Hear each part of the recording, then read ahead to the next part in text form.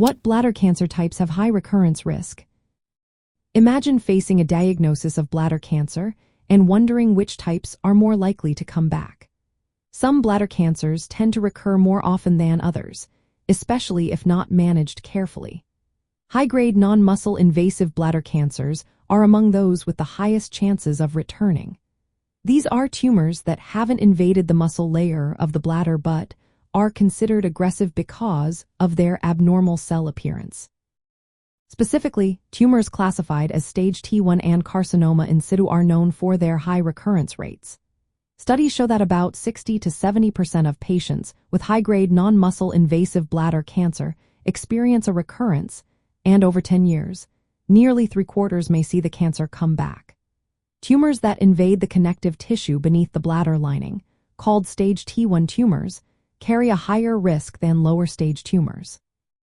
Carcinoma in situ is a flat, high-grade lesion that often recurs and can progress to invasive disease if not treated aggressively. Patients with multiple tumors or larger tumors also face a greater chance of recurrence compared to those with a single small tumor. The size and number of tumors are important factors doctors consider when assessing risk. While papillary urothelial carcinomas tend to have a better outlook, other types like squamous cell carcinoma, adenocarcinoma, and small cell carcinoma are usually more invasive and diagnosed at later stages. These less common types often have poorer outcomes but are less associated with recurrence in the early, non-invasive stages. Because of the high likelihood of recurrence, especially in high-grade non-muscle invasive bladder cancers and carcinoma in situ, regular and thorough surveillance is essential. This involves frequent cystoscopies and imaging tests to catch any recurrence early. Most recurrences happen within the first 2 years after diagnosis, so close monitoring during this period is crucial.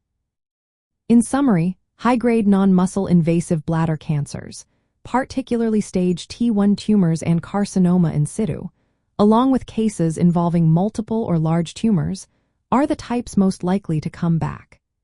Managing these cases involves aggressive treatment options and vigilant follow-up to reduce the risk of recurrence and prevent progression to more invasive disease.